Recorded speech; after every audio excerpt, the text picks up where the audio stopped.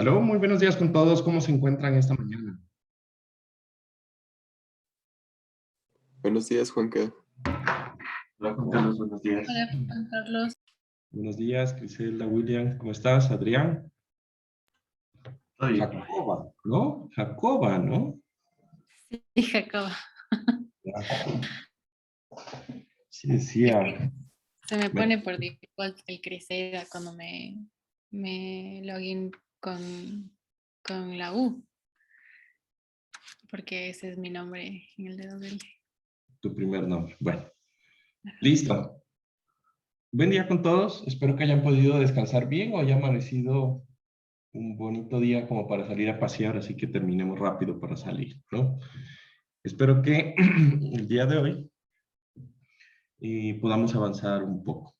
Entonces, en la clase del martes estuvimos hablando acerca de cargas, hablamos concretamente acerca de las cargas en bordillos, lo que eran las barandas, la fuerza de colisión, presiones hidrostáticas. Hoy vamos a hablar un poco acerca de otras cargas que son importantes, como son las cargas por temperatura, gradientes de temperatura y por el estilo. ¿Listo? Entonces, vamos a hablar voy a comenzar hablando de una carga que se llama la carga de temperatura uniforme. Juan Carlos, no estamos viendo tu pantalla, no sé si estás compartiendo. Ah, perdón. Sí, dame un segundo.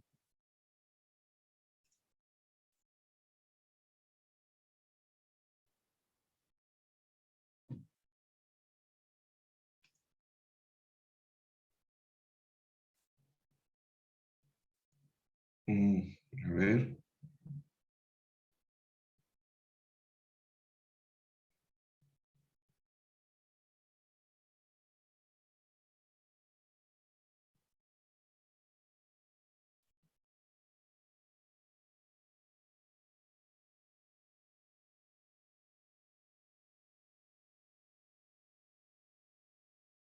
Ok.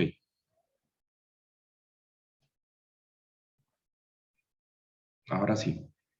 ¿Listo? Entonces, la carga de temperatura uniforme, digamos que es una carga en la cual nosotros ya hemos trabajado con ella en clases anteriores, por ejemplo, en estática, en análisis estructural, y se miró el concepto en mecánica de materiales. ¿Listo? Entonces, vamos a decir que se basa en el equilibrio térmico. Y esta palabra es bastante importante. ¿Quién recuerda qué es equilibrio térmico? ¿O en dónde escucharon esa frase de equilibrio térmico? no es una de las leyes de la termodinámica. Ajá. ¿Qué tiene que ver? ¿O qué recuerdas de Eh, eso? o sea que si un cuerpo está a una temperatura y el otro a otra temperatura, llegan, o sea, si se, como que tienen contacto, llegan a una misma temperatura, una temperatura de equilibrio. Perfecto, ¿no? Muy bien, Adrián. Genial. Eso es el equilibrio térmico, ¿no? La razón por la cual, pues, el café se enfría, por ejemplo, ¿no? O en un ambiente, pues, se empieza a hacer calor, ¿no? Cuando uno está presente. ¿Se han dado cuenta que un cuarto lleno de personas empieza a calentarse? Bueno, pues nosotros estamos como a 36 grados y por equilibrio térmico el ambiente empieza a calentarse, ¿no? Entonces, básicamente esta parte se refiere al equilibrio térmico, pues, del puente con su entorno. ¿Listo? Y pues va a decir o va a estar referido a en qué tipo de clima se va a encontrar la superestructura o el puente, ¿no? Entonces, por lo tanto, ¿sí? Cada elemento, cada elemento del puente cambia su temperatura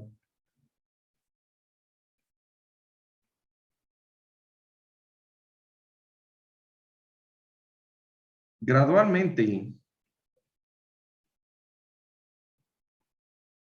y de manera constante.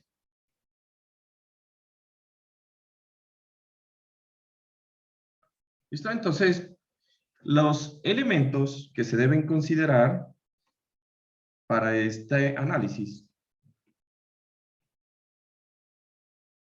¿sí? Son, por ejemplo, elementos que sufren o que en general van a tener problemas en el cambio de temperatura en su forma. Por ejemplo, ¿cuáles son? Se debe considerar para el diseño de elementos como conexiones, ¿sí? Juntas de dilatación,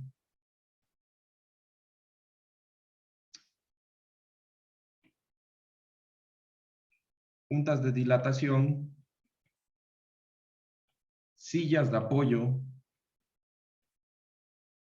o aquí pongámosle anchos de sillas.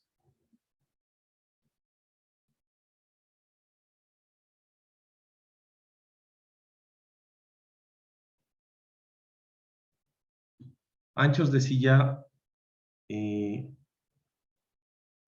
¿no? Juntas de dilatación. Bueno, aquí voy a poner juntas de dilatación térmica para que quede mejor. Y aquí, en el otro lado, sería anchos de silla.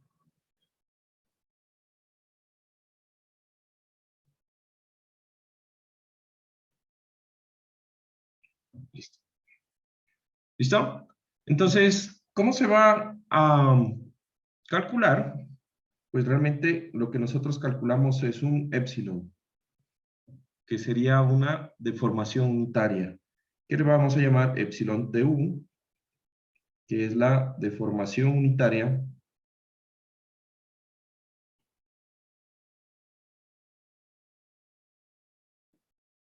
producida por temperatura uniforme.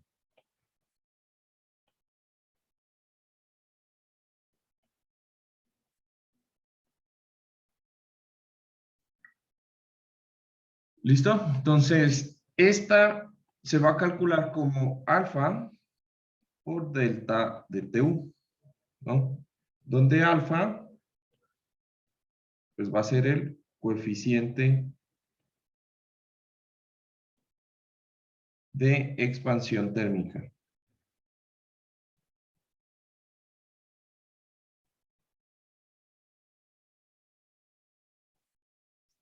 ¿Sí?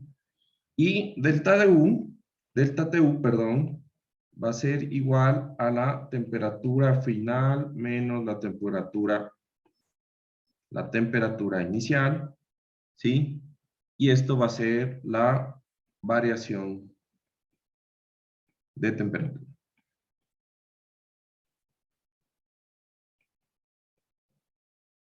¿Listo? Entonces, ¿cómo vamos a calcular cuánto se alarga o se acorta un elemento? Pues va a ser en función de delta TU, que es el alargamiento o el acortamiento, va a ser igual a la longitud más la deformación unitaria por la longitud. O, visto en otras palabras, la deformación unitaria de temperatura más 1 por la longitud, y pongámosle L0, que sería la longitud inicial del elemento, ¿no? Entonces, delta TU es el incremento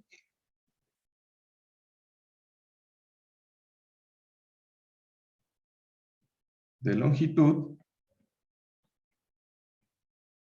¿sí? Que va a estar medido en metros, y y L0 es la longitud inicial del elemento.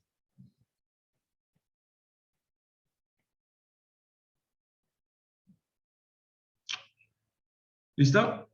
Entonces, en general, para la superestructura,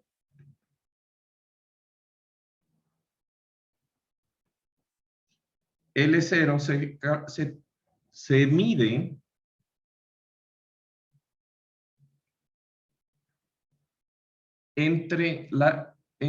o se entiende, pongámoslo así, se entiende como la distancia entre puntos fijos.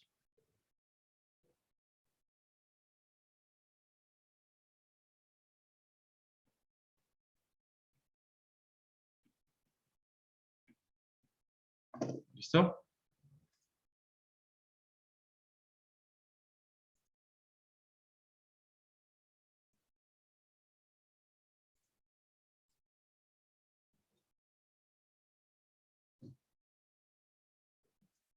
Y entonces, ¿qué es un punto fijo?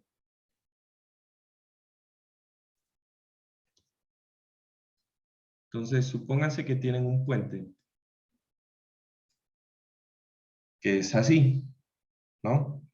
Entonces esta es una vista longitudinal de mi puente. Y entonces en ese puente, yo lo que voy a tener es que es un puente continuo de dos luces, visto de perfil.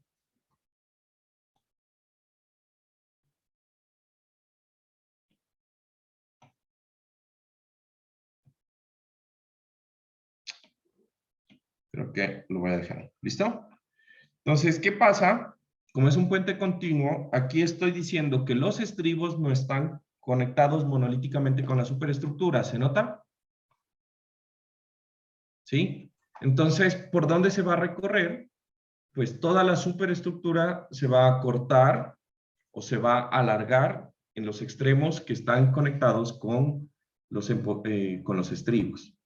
De tal forma que la mitad de la deformación delta TU va a estar en cada uno de los extremos del puente. ¿Estamos? Entonces, este serían luces continuas.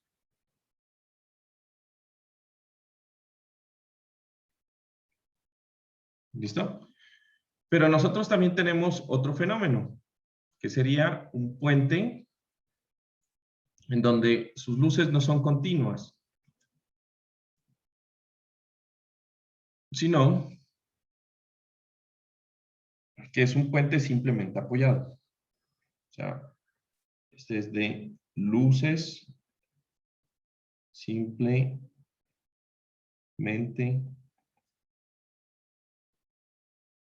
apoyadas. ¿Listo? Entonces, aquí, ¿qué va a pasar? Que en el primer caso, yo voy a tener esto como la distancia L0. ¿No es verdad? Y aquí nosotros vamos a tener la distancia L01 y L02.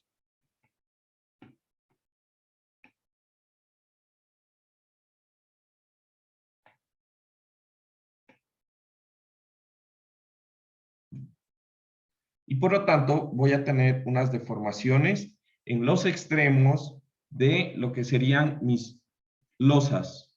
¿Se entiende ese concepto? ¿Listo? Bueno. Entonces, esa es parte de lo que sería la temperatura. Aquí vamos a poner temperatura uniforme en estructuras o en sistemas, pongámosle. En sistemas hiperestáticos.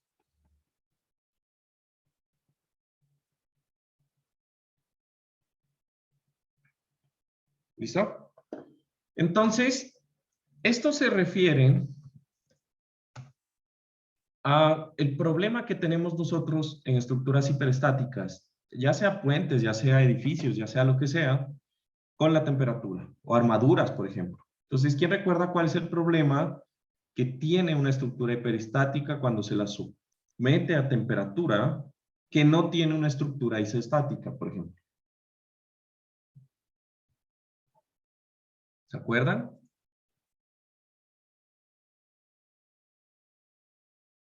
Que no existe libertad de desplazamiento. Ajá. Pero, puntualmente, ¿qué? No existe libertad de desplazamiento, pero ¿qué? el hecho de que no exista libertad de desplazamiento produce algo. Opciones.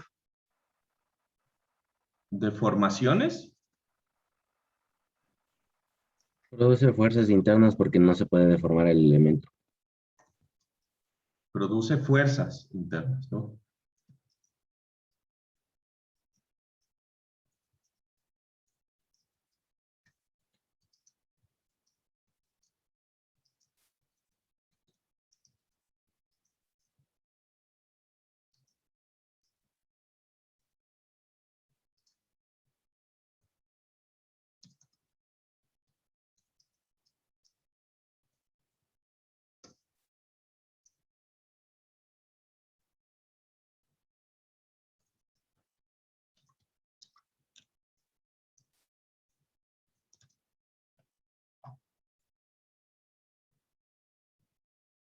Listo, discúlpenme, tenía que mandar un correo urgente. Bueno, entonces, el efecto principal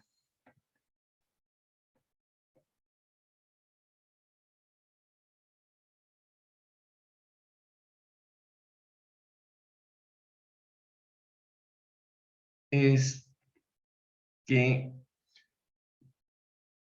que la restricción al movimiento, o no, pongámosle a la deformación,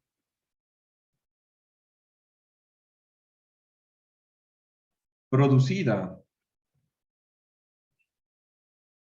por la temperatura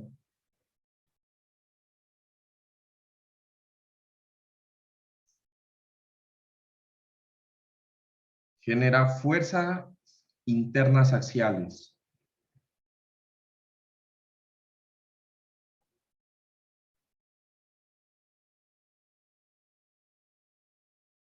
De gran magnitud.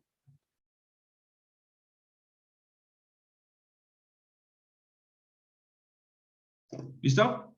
Entonces, ¿cuál va a ser el problema? Pues básicamente el problema radica en que mi sistema, supónganse que ustedes tienen aquí nuevamente el puente, ¿sí? Y entonces en el puente voy a moverlo un poquito más abajo. Supónganse que aquí está el sol.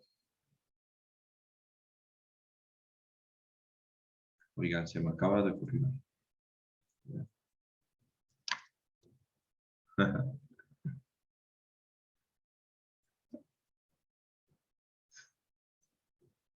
Ok.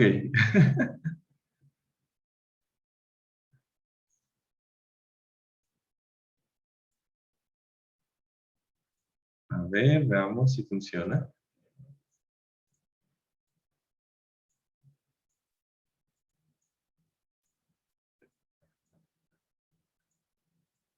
Entonces, suponga que aquí está el sol.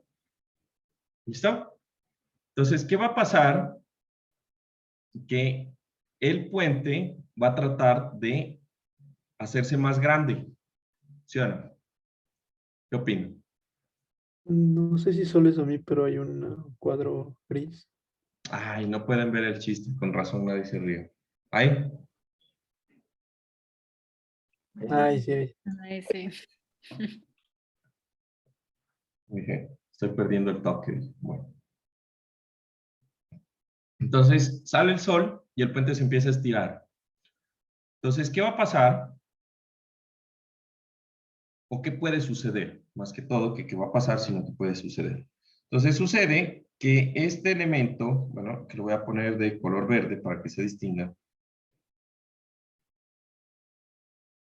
se alarga. Uy.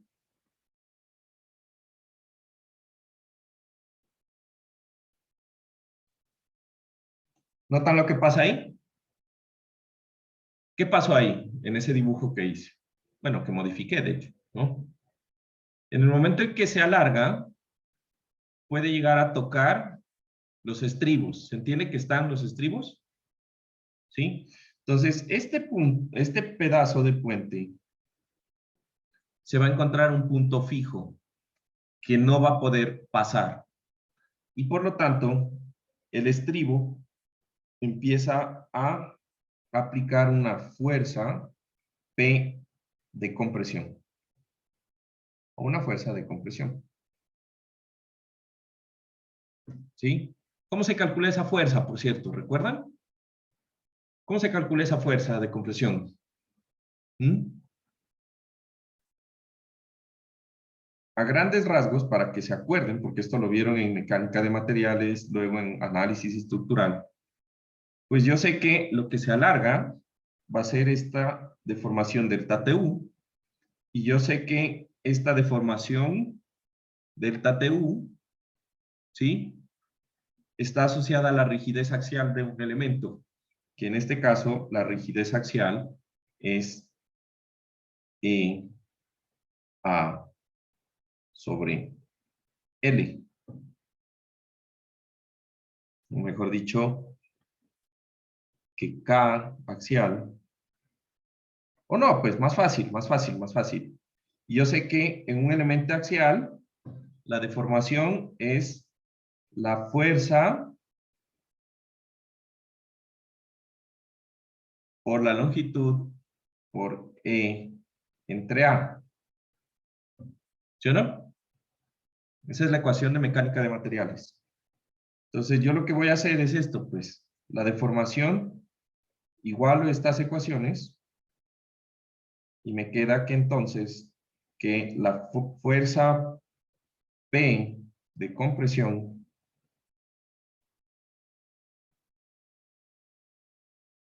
va a ser igual a delta TU por E por A sobre L. Y puede ser bien grande esa fuerza, ¿sí o no? Puede ser supremamente grande esa fuerza. ¿Listo? Bueno. Entonces, no vamos a entrar más en detalle ahí. De hecho, esa parte creo que ya me estaba sobrando. No sé, me dio por recordarles ese asunto. ¿Listo? Entonces, eso es lo que ocurre, o el otro caso es que esté empotrado en los extremos, un puente empotrado en los extremos, pues lo que va a pasar es lo mismo, el empotramiento empieza a sufrir esa fuerza. Realmente nada extraño. Entonces, ¿de dónde saco yo cómo es la variación de temperatura en algún sitio? ¿Sí? Entonces resulta que esa variación de temperatura pues sale del AASHTO o de los códigos de diseño de puentes, nada más. El problema pues es que en Ecuador nosotros no tenemos un código de diseño de puentes. Entonces nos tenemos que basar en lo que dice el AASHTO o lo que dice aquí el Manual de Diseño de Puentes del Perú, o también podríamos hacerlo con el Manual de Diseño de Puentes de Colombia, el CSP. ¿Listo? Entonces aquí he sacado un recorte de la tabla que está en el libro del Manual de Diseño de Puentes en Perú. Y fíjense que hay una cosa importante que se mantiene en general para la norma estadounidense también. Primero nos dicen un material. Y aquí están expuestos los principales con los cuales se construyen puentes, que sería el concreto, el acero y la madera. De ahí nos hablan de costa, sierra o selva, que serían las variaciones del clima en general, y de ahí nos dan un rango de variación. ¿Listo?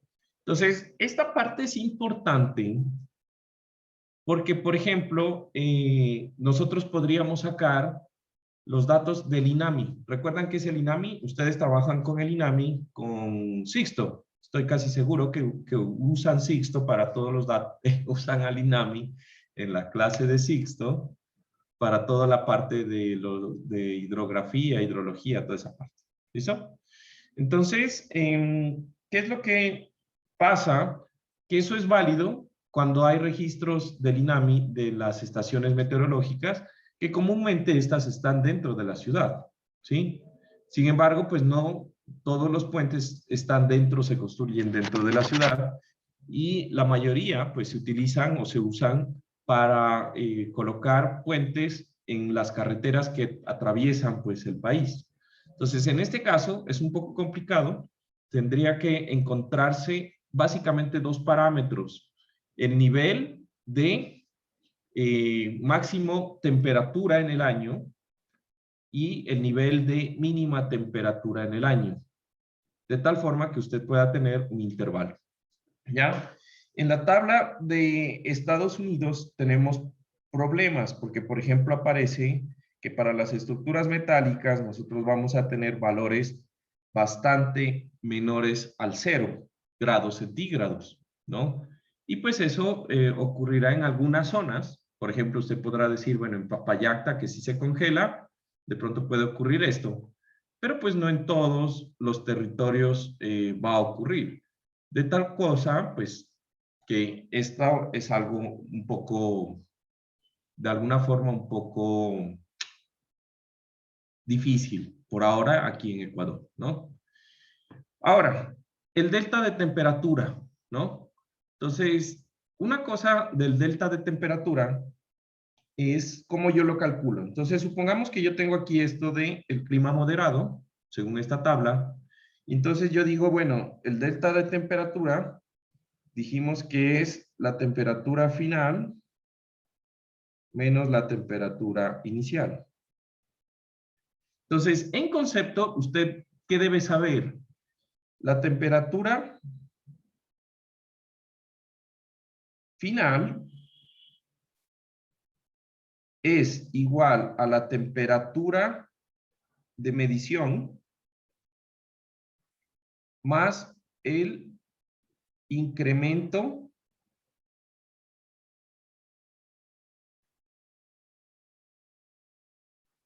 de temperatura. ¿A qué me refiero? Pues si yo cojo y corto aquí en Quito una barra de acero de 1 metro y me la llevo a, no sé, a Casablanca, a Pedernales, a Esmeraldas, pues aquí Quito debe de estar que a 15, 16, 17, póngale 20 grados.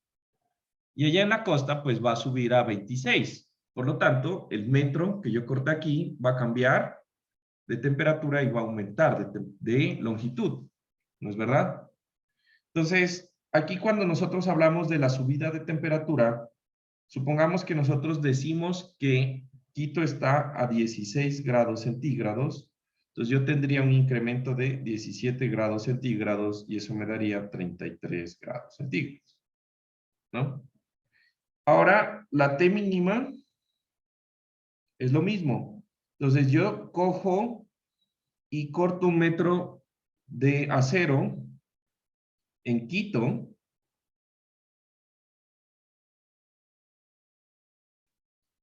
y le resto la temperatura de caída. Aquí le podemos cambiar así. T de subida, T de caída, que sería 16 grados centígrados menos lo que diga aquí, 22 grados centígrados. Entonces, esta parte va a ser igual a menos 6 grados centígrados. ¿Estamos de acuerdo? Entonces, el delta de temperatura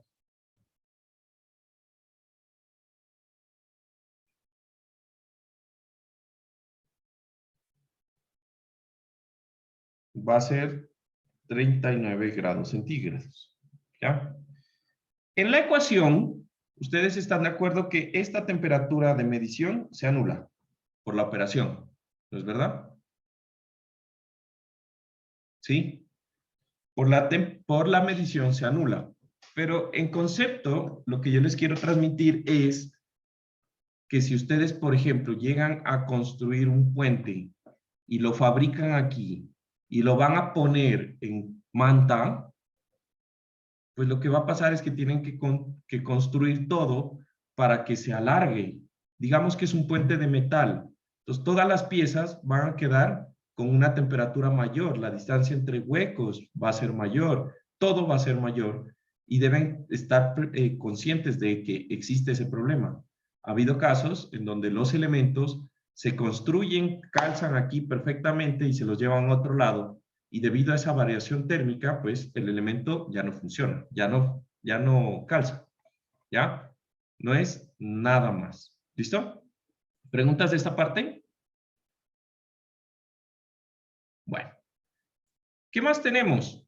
Tenemos algo que se llama el gradiente de temperatura. ¿Listo? Entonces, los gradientes de temperatura es algo, digamos, que ustedes no ven comúnmente en su curso de análisis estructural. Entonces, vamos a hablar un poco acerca de lo que es el gradiente de temperatura. Entonces, resulta que cuando nosotros hablamos de los gradientes de temperatura, estamos hablando de un fenómeno. Uy, perdón.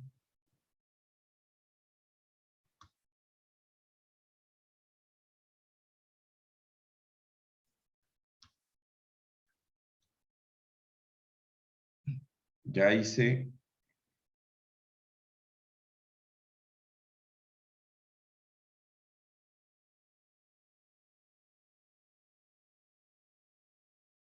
Ok.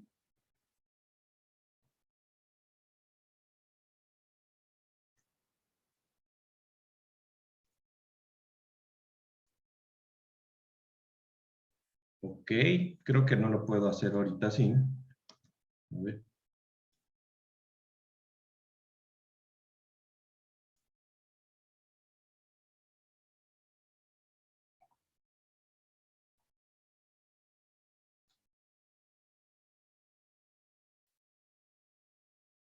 Bueno, ustedes tenían esa parte escrito, ¿no? Ahí se acuerdan del ejemplo, ¿listo?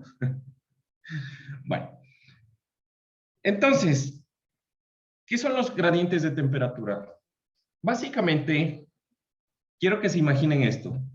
Todo mundo aquí ha calentado una sopa en el microondas. O dígame, o levante la mano quien no ha calentado una sopa en el microondas. Todo mundo, ¿sí o no? Entonces, se ha podido dar cuenta, seguro, que en el momento que usted calienta una sopa en el microondas, lo que va a pasar es que esa sopa en la parte superior queda más caliente que en la parte inferior.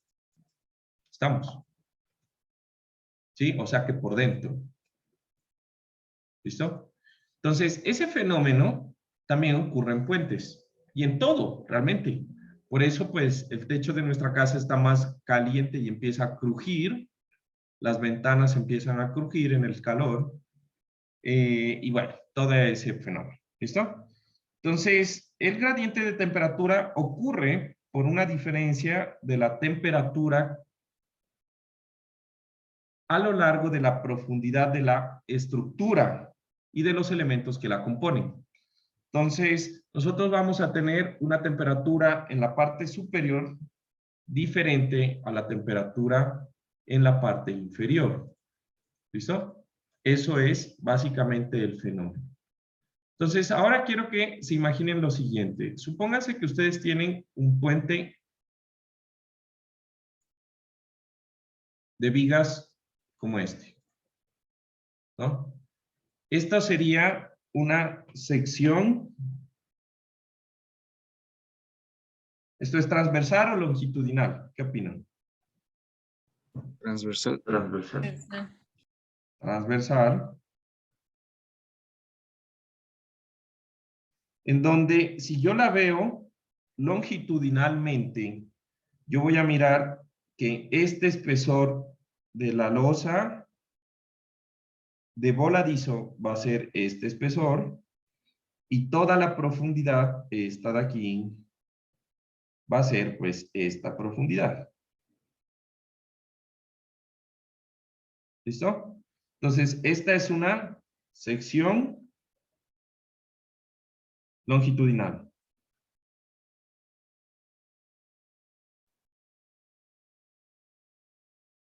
Listo. Entonces, en esa sección longitudinal va a salir mi amigo el sol y va a calentar dos puntos súper importantes. Mi viga va a tener un eje neutro. ¿Estamos de acuerdo? Mi viga va a tener un eje neutro y yo voy a colocar un punto A en la parte superior y un punto B en la parte inferior.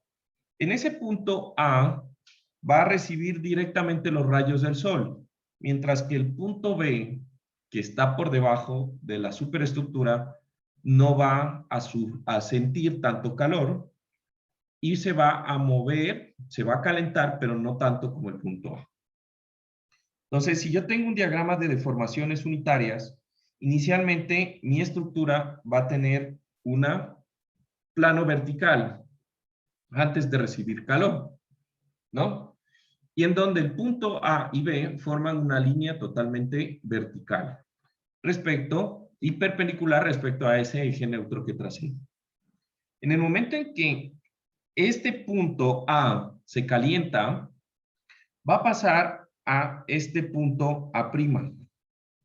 ¿Listo? Y en el momento en el que el punto B se calienta, va a pasar a este punto B'. ¿Listo? Debido a que el punto A se calienta más que el punto B, el punto A queda más lejos del punto B. ¿Sí? Y por lo tanto, ese plano, que antes era plano entre A y B, y que era totalmente recto entre A y B, ahora queda inclinado como se forma o se muestra en esa figura. ¿Listo? Ese plano de inclinación yo lo puedo interceptar con el eje neutro de mi sección. Y ese eje neutro de mi sección, en el punto en donde se interceptan, yo voy a coger y voy a trazar una paralela a la posición inicial de los elementos. ¿Listo? Ese ángulo que se forma entre el plano inclinado y ese plano vertical es un ángulo que nosotros conocemos como phi, que es la curvatura de una sección. ¿Listo?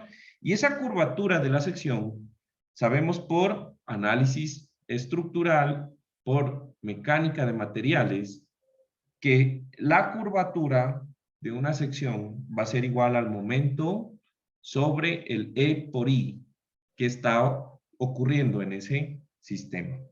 ¿Listo? Como resultado, si esta curvatura es una curvatura por temperatura de gradiente,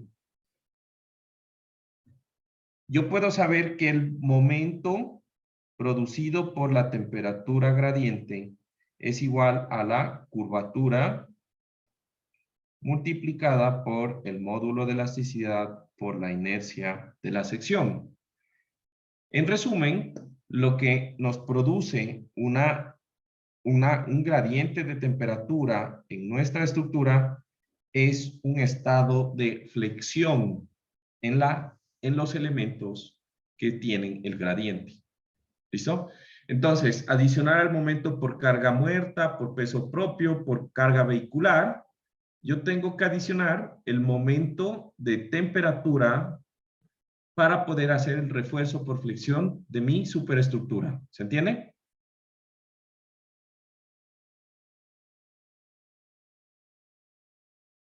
¿Y el resto? Los que están en clase. Sí, sí. Sí se entiende. Sí, Juan Carlos, sí se entiende. Ok.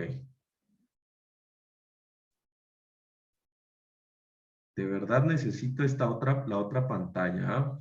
Para poderlos ver todos, si no, no los veo. Bye. Denme un chancecito, creo que puedo extender esto así. Ok. ¿Listo? Sencillo, ¿no? Nada complicado, más bien todo sencillo. Bueno. ¿Qué más tenemos nosotros desde este punto de vista, ¿no? Entonces, resulta que, aunque eso suena así de sencillo, pues la aplicación de temperatura es un poquito compleja, ¿sí? Porque supone que usted haga un modelo tridimensional del puente, en donde en su modelo tridimensional usted va a coger y le va a aplicar un esquema de temperatura según el material, ¿ya? Entonces, supónganse que ustedes tienen el puentecito que estábamos hablando antes, este de acá. Creo que exageré. Supónganse que tienen este puentecito. ¿Listo? Entonces, ese puentecito, visto como de lado, va a tener una profundidad. ¿Estamos? Entonces, a ver, voy a exagerar esa profundidad. No. Hagan de cuenta que yo lo voy a cortar por aquí. ¿Listo? O de hecho lo voy a cortar. A ver, déjenme ver si lo puedo cortar.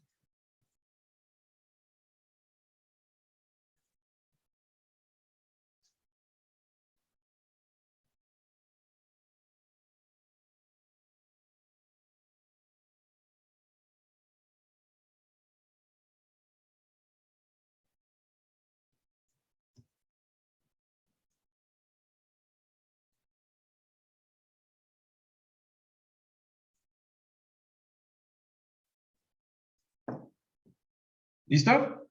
¿Se entiende? Creo que ahí ya lo corté. Entonces, ese puente va a tener una distribución de altura y esa va a estar dada por esta gráfica que tengo aquí de temperatura. ¿Ya? Entonces, hagan de cuenta que la parte superior del puente,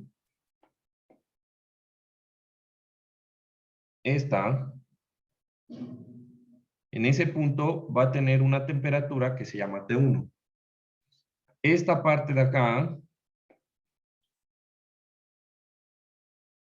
va a tener una temperatura según ese esquema, y así cada punto a lo largo de la superestructura.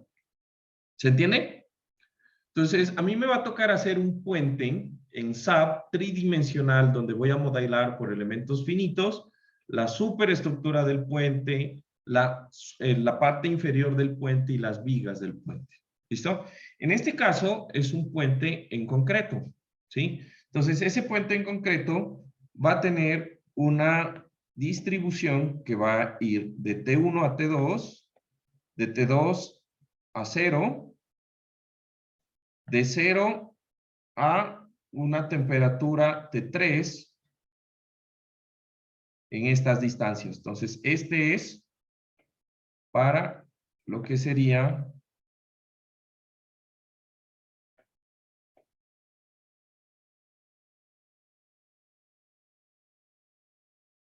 concreto.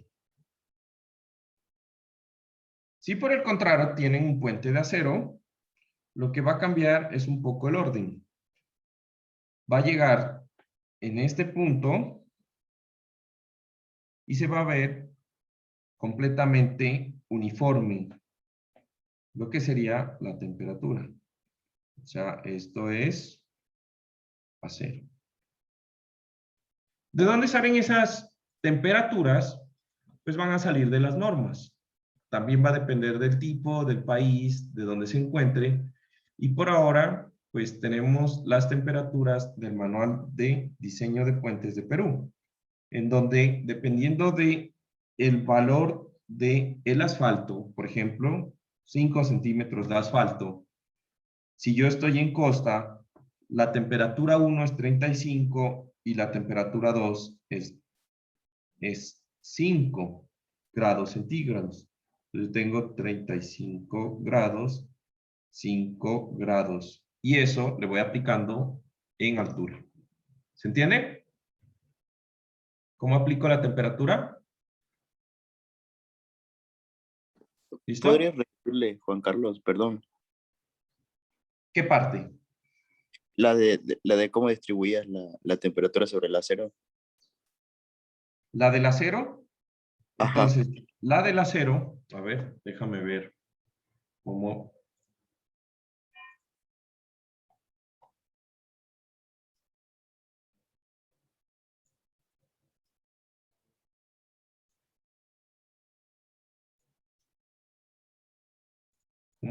¿Cómo haría yo?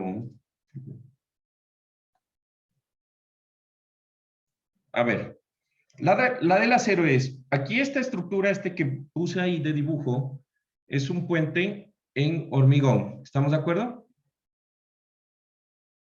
Sí. Ya. Si fuera de acero, lo que pasa es que no me acuerdo si les puse un puente de acero en el esquema. Ya, este. Entonces, supónganse que yo tengo un puente en acero.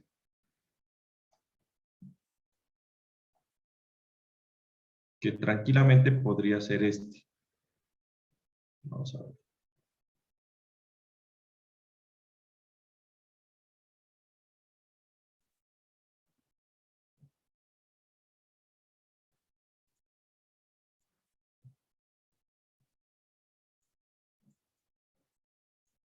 Entonces yo tengo este puente en acero. ¿Listo? Entonces, este puente en acero, de hecho creo que, bueno, este puente en acero, le voy a poner al lado la distribución que me exige el código, el hashtag. Entonces, la distribución es así, y esto viene así. Y con las líneas hago lo que sería la distribución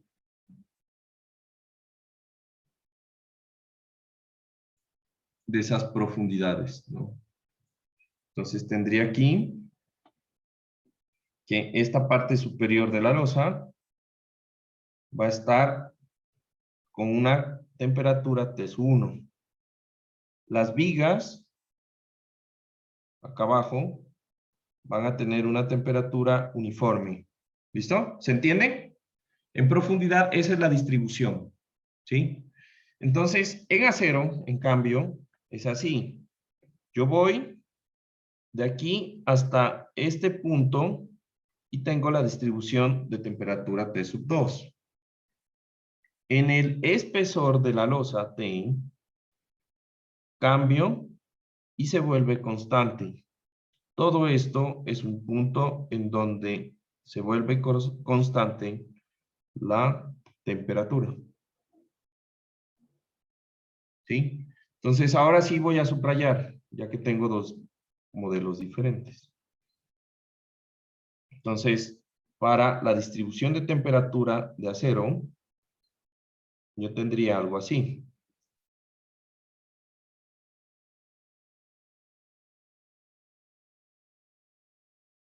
Todo esto constante. ¿Sí? Esta sería la de acero.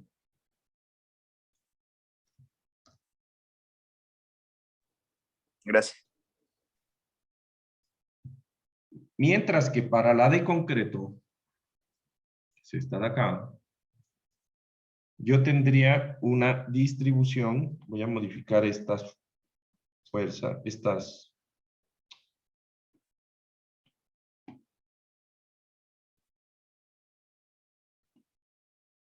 yo tendría una distribución así.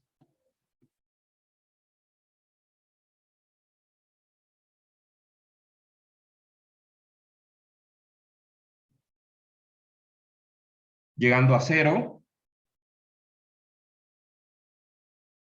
Y nuevamente iniciando aquí.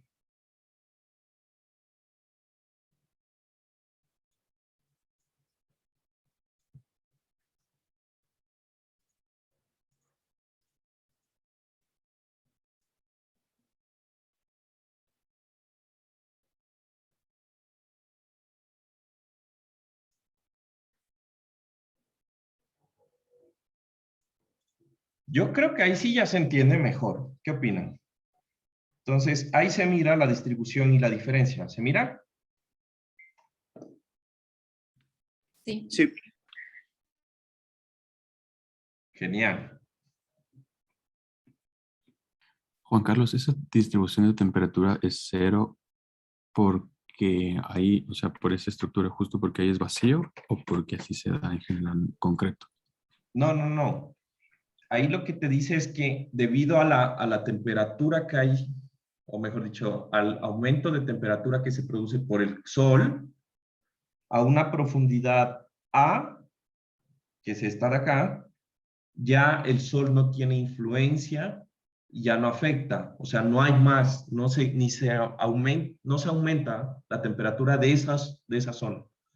Entonces es 0 por eso. Pero en el acero, el problema es de que el acero, como tú ves, la losa conecta directamente a la parte superior de la viga de acero y las vigas de acero son conductoras. Entonces se mantienen estables su temperatura. Es más que todo por el material. Yo creo que ahí sí ya mejor. Nunca lo he explicado tan bien, ¿no? Genial. Disculpe, Juan Carlos, ¿solo puedes subirle un poquito para que le copie al de acero, por favor? ¿Al de acero? Sí, ¿Este? ahí está, gracias. Listo. Bueno.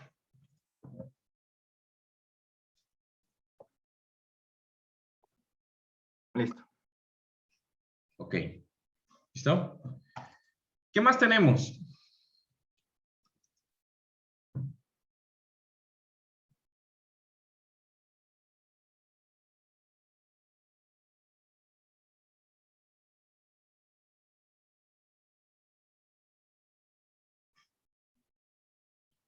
El fenómeno que se conoce como agrietamiento por retracción de fraguado y temperatura. ¿Sí o no? Entonces, ese fenómeno prácticamente lo que nos produce son grietas en nuestros elementos. Punto. Eso es lo que ocurre cuando nosotros tenemos el fenómeno de la retracción por temperatura. Entonces, a ver, aquí, y esto. Entonces, yo tengo aquí lo que se llama la contracción diferencial.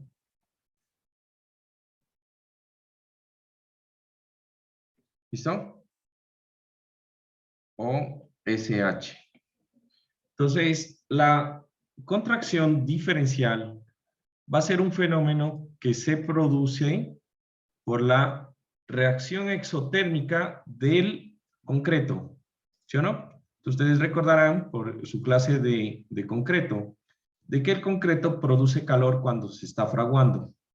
En el momento que produce calor, pues el elemento lo que va a producir es un acortamiento por temperatura, o un alargamiento por temperatura, ¿sí? Y ese alargamiento por temperatura lo que va a producir son grietas en el concreto. ¿Cómo se ven estas grietas? Pues en la realidad, ¿no? Entonces, supónganse que las grietas son este tipo de sistemas. De pronto muy grande, a ver más pequeño.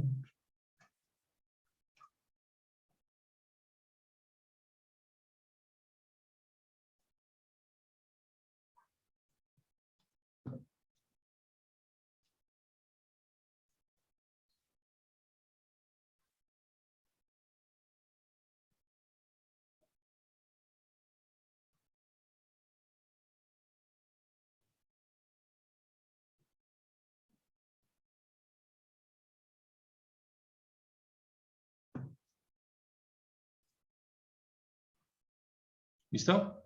¿Cómo hacemos para combatir este fenómeno?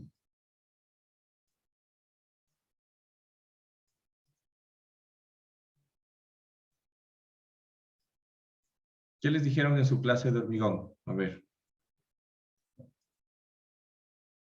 Hidratar bien el hormigón. Ajá, un buen curado. Un buen curado, ¿no? Un buen curado, ese tipo de cosas, pues ayudan a que realmente no ocurra esta retracción. ¿Listo?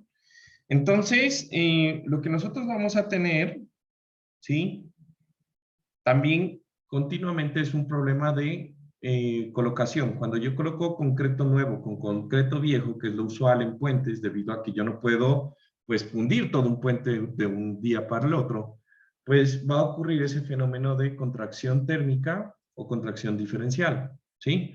Entonces, para esto nosotros vamos a colocar lo que serían más adelante lo que consideraríamos como el acero mínimo de contracción de fraguado y temperatura, ¿sí? Este acero mínimo es súper importante para evitar, porque en el momento en que yo tengo estas grietas, empiezo a tener filtraciones en mi sistema o en mi estructura, casos que no queremos o fenómenos que no queremos en nuestro pues, sistema, ¿no? En nuestra estructura.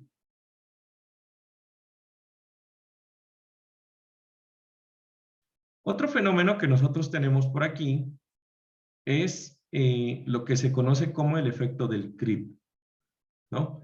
¿Qué es el creep? El creep, también conocido como flujo plástico, es un fenómeno que se produce principalmente en materiales frágiles. ¿A qué se refieren como materiales frágiles? En nuestros puentes, el principal material frágil que nosotros poseemos, pues va a ser el propio hormigón, ¿no? Ese sería el material frágil, pues por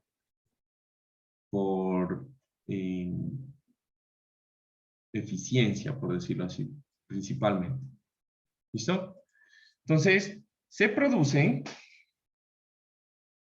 en materiales frágiles y se produce por cargas que están constantemente, o mejor dicho, permanentemente aplicadas en nuestra estructura.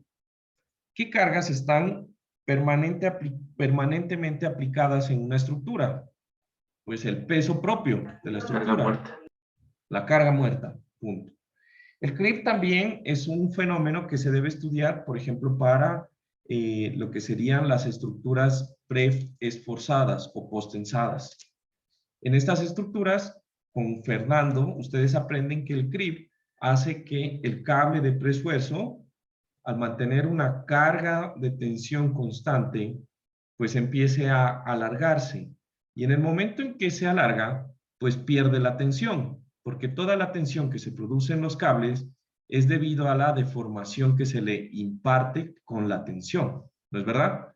Entonces, eso es otro fenómeno que ocurre en general, ¿listo? Entonces, este fenómeno del creep lo que hace es que genera una deformación adicional a la deformación que se produce elástica, ¿sí? Y desde este punto nosotros vamos a tener una deformación elástica cuando construimos, o en teoría cuando la estructura está apenas construida inicialmente. Entonces, en una gráfica de creep, yo voy a tener en el eje horizontal el tiempo en años, ¿sí? Que es el periodo por el cual se mide el efecto de la desplazamiento del creep. Y en el eje vertical voy a tener el desplazamiento en un punto que yo esté controlando. ¿Listo?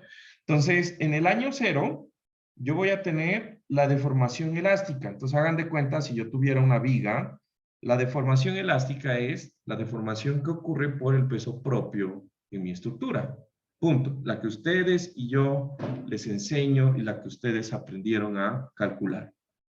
Sin embargo, al transcurrir los años, y más o menos en concreto estamos hablando de al menos unos 5 años, ¿sí?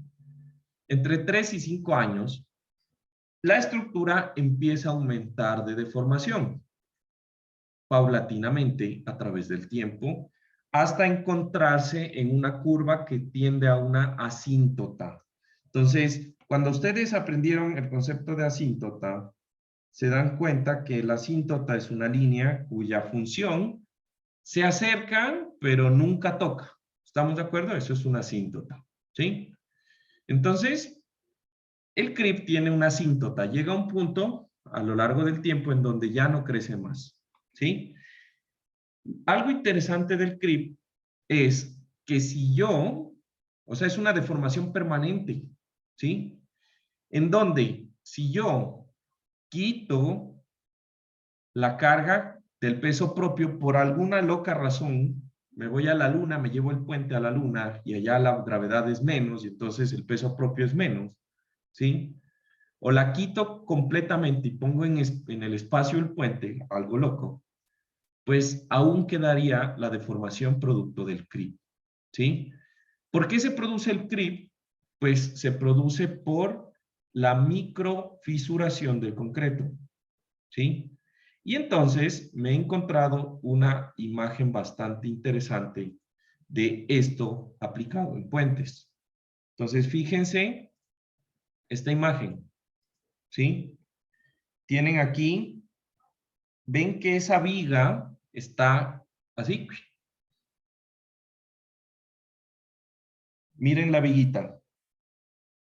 ¿Cómo está? Como flexionada. Como flexionada. ¿No es verdad? Entonces, esto es el fenómeno del CRIB, lo que serían los asentamientos que se producen debido a este fenómeno. ¿Sí? Entonces, esto se produce por la microfisuración del concreto, por mantener carga constante sobre él. Básicamente, ese es el problema, ¿no? Se produce por la microfisuración del concreto, por mantener lo que sería carga sobre él permanentes.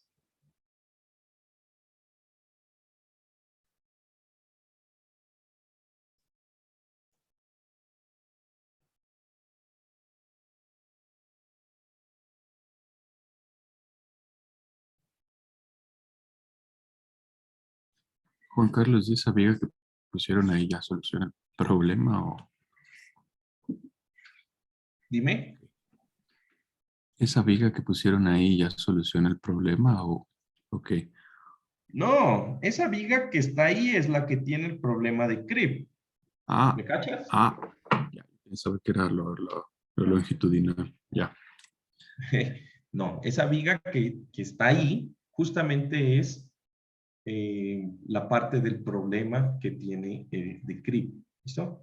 Bueno, entonces les voy a pasar un enlace de YouTube al chat y de hecho, ahorita que lo pienso mejor, creo que lo voy a subir también al D2L como material adicional. Denme un segundo, de una vez lo hago. Quiero que lo vean ahorita y rápidamente miren la explicación de cuál es la diferencia entre creep y retracción. Mientras yo lo coloco aquí en el contenido.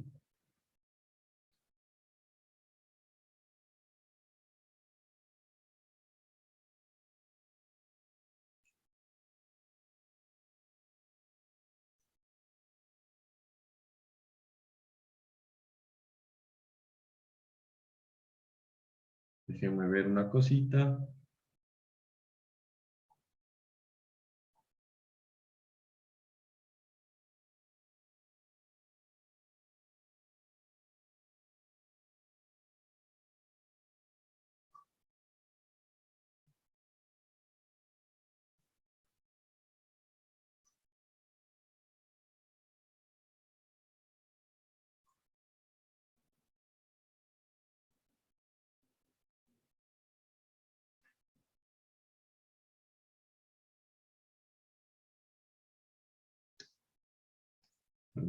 Perdón. Hice una pendejada.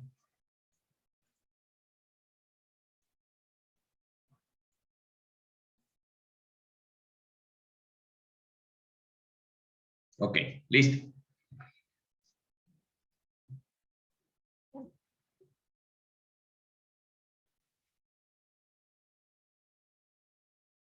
¿Listo? ¿Ya terminaron de ver el videito?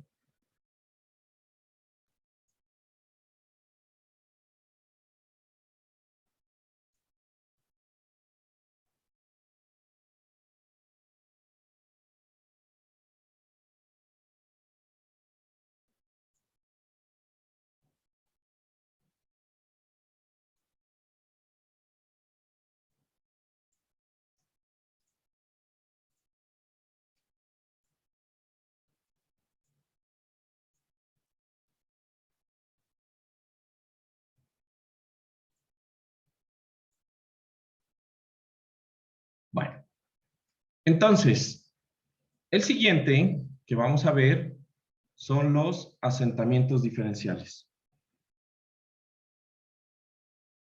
que son los asentamientos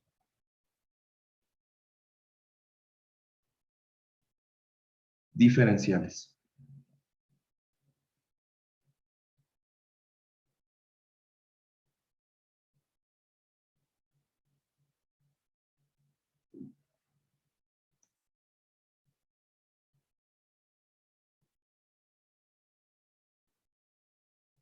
¿Listo? Entonces, la norma los llama SE, ¿sí? Y se producen, ¿sí? Por un cambio que puede ser producido por la rigidez del suelo o se producen por un cambio en el nivel de apoyo.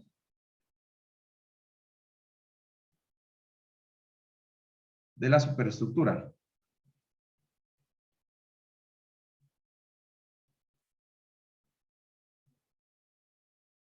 Debido a varios factores.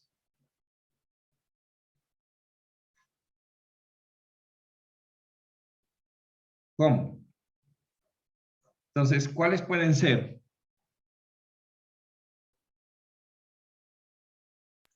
Tipo de suelo. Exacto, entonces la pérdida de la rigidez del suelo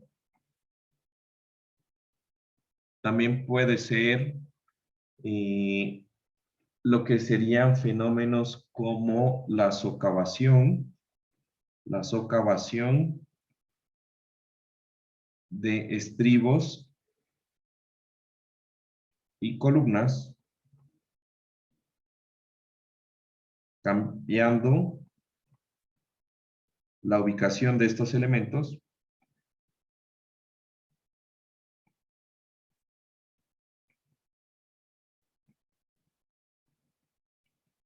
¿qué más podría ser?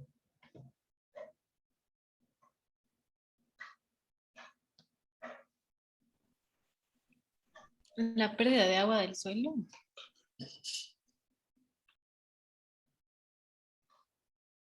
La pérdida, sí, consolidación.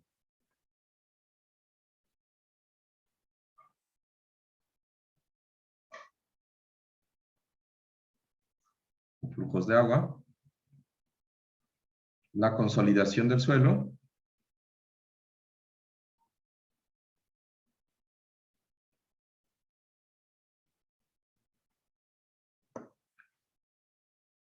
Bueno, y un montón, ¿no? De fenómenos que están de alguna forma relacionados con que los apoyos cambien de lugar, ¿no?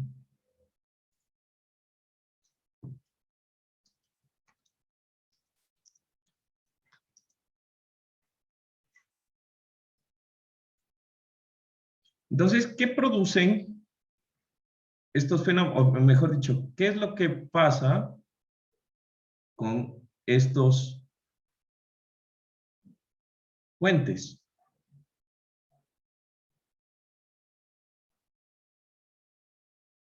¿Qué es lo que se imaginan que sucede con estos puentes? Producen excentricidad. ¿Cómo? Producen excentricidad. Produce una excentricidad. Churros, ahí sí me cogiste. A ver, no te entiendo cómo así una excentricidad. Por ejemplo, si es que tenemos asentamientos diferenciales y la carga axial, digamos, de las columnas está justo en el eje y al momento que se hace diferencial ya no se aplica justo a través del eje, sino con una excentricidad. Sí, sí, puede producir ese tipo de excentricidades en las cargas que antes estaban aplicadas correctamente, ¿no? Digamos que uno de los fenómenos que ocurren en estos sistemas es más que todo las descolocaciones y los movimientos de estos puentes, por decirlo así, cuando hay, por ejemplo, sistemas que están apoyados sobre ellos. Entonces, supónganse que ustedes tienen este puentecito, ¿sí? Y tienen todos los apoyos a una misma altura, ¿no es verdad? Este puente es un puente de luces simplemente apoyadas. ¿Estamos? ¿Sí? Entonces, en el momento en que este puente de luces simplemente apoyadas tiene un asentamiento, a ver, déjenme ver, no sé por qué no se copia. Miércoles algo hice.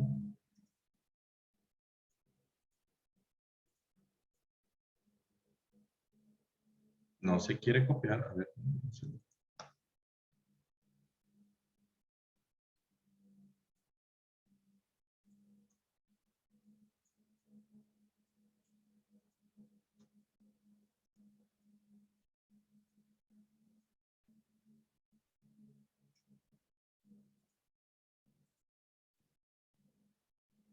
Ah.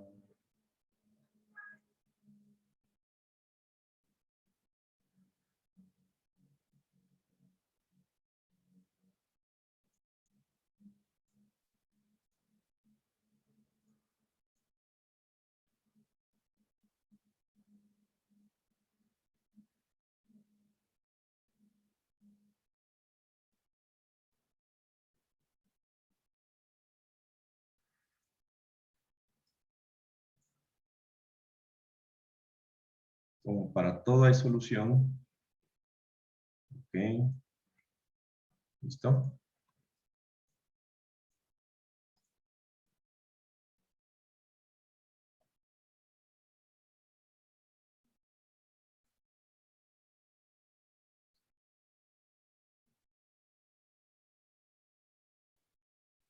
Ahí se mira, por cierto. Sí. Entonces, ¿qué va a ocurrir? Que en el momento en que el puente quede simplemente apoyado, va a haber puntos críticos en donde la losa va a empezar a chocar con la columna del puente o del punto de apoyo o lo que sea, ¿no? Eso en puentes simplemente apoyados. En puentes que son continuos, los problemas van a ser peores, porque supongan que ustedes tienen un puente continuo. De hecho, ya yo tenía aquí mi puente en la parte superior. Supongan que tienen ustedes el puente continuo que estábamos viendo más arriba.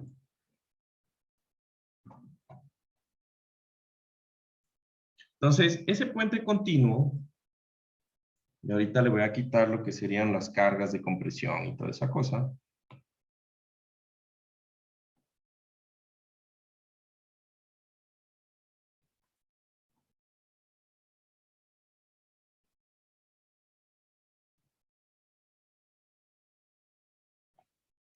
Pues lo que va a pasar en el momento en que este elemento se desplace, va a ser que el peso propio del elemento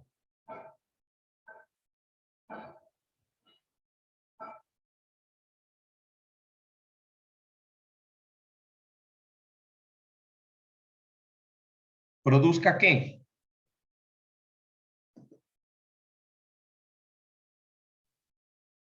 O sea, va a arrastrar el puente hacia abajo, lo va a tensionar hacia abajo. Tensionar hacia abajo. Bueno, eso es un fenómeno que ocurriría si estuvieran totalmente monolíticos, ¿no?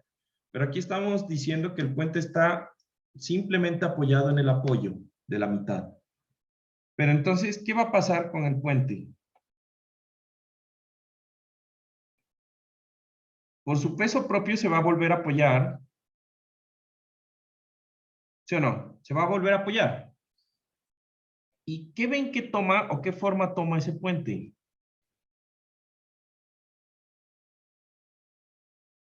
¿Se vuelve un puente curvo? Oye, chicos, no se hagan así. ¿Ah? Bueno, ¿y la curvatura está asociada a qué? A flexión. Si fueran momentos adicionales por flexión. A momentos y cortantes adicionales por flexión, debido a este asentamiento que nosotros tenemos aquí.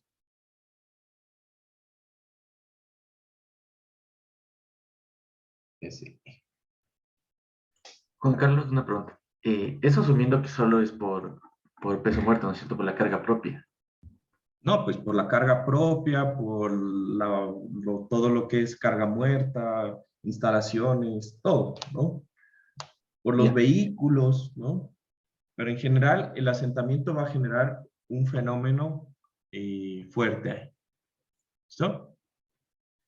Por último, ya para terminar, vamos a hablar de las fuerzas de posttensado, ¿no?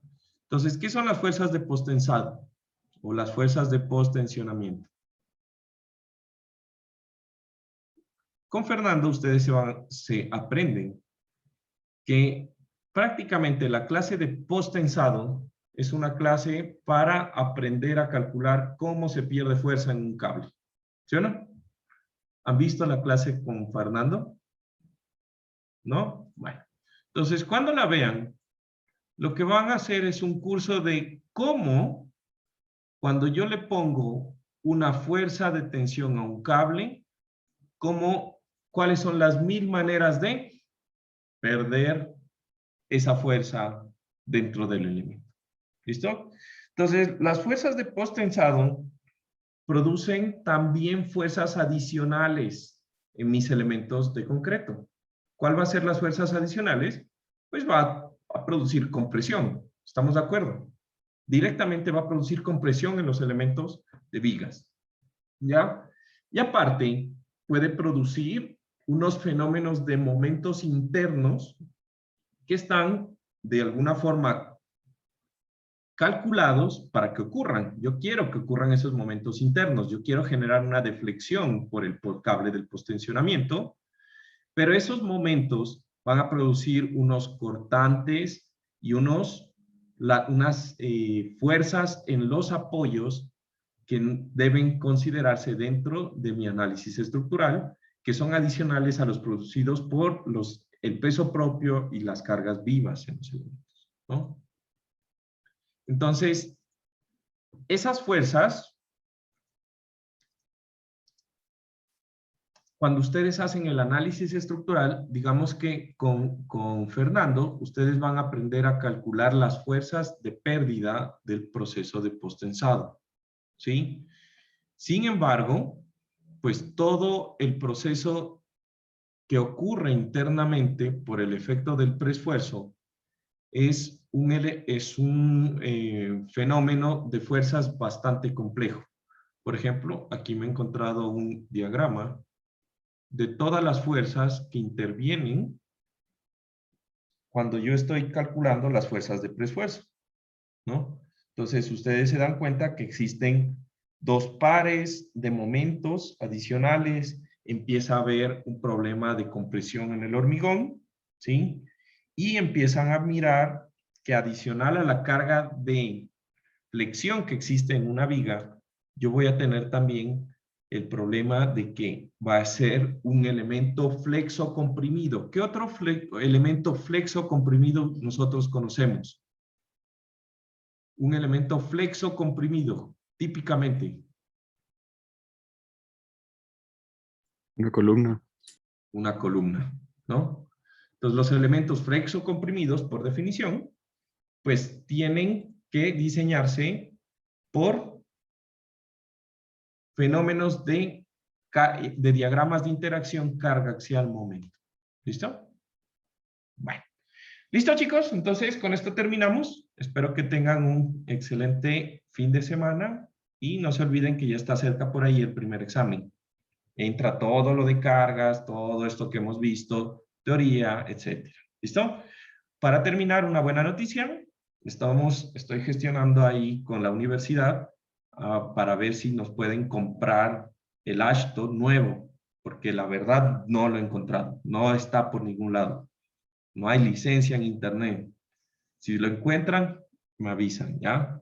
Pero por ahora no hay nada de eso. ¿Listo? La mala noticia es que es caro. Un solo libro en PDF vale $600. Un libro físico vale 900, ¿no? Entonces, la cosa está peluda. Vamos a ver qué dicen las autoridades, a ver si nos quieren comprar un librito. Ojalá. Un librito y les pongo los capítulos en el código, pues en el D2L, que eso sí se puede, ¿no? No les puedo pasar todo el libro, pero capítulos está bien. ¿Listo? Entonces, nos vemos la próxima semana y que tengan un excelente descanso. Cuídense. Chao, chao. Chao, Juan Carlos. Juan Carlos, Juanca. gracias. Gracias, Juan Carlos. Chao. Carlos, el examen es hasta lo que vimos hoy, disculpa. El examen de la próxima semana, pero creo que el examen es el jueves, ¿no? Ajá. O sea, ¿es hasta lo que vimos hoy o lo que veamos hasta el martes? Espérate. Déjame ver una cosa. Dame es que estaba en computacional. Yo dije, ¿cómo así? Pero ya. El examen es el día jueves y es pues todo lo que veamos prácticamente hasta el día martes. Todo, entra todo. Ya, ok, listo. Gracias, Juan Carlos. Listo. Hasta luego. Chao.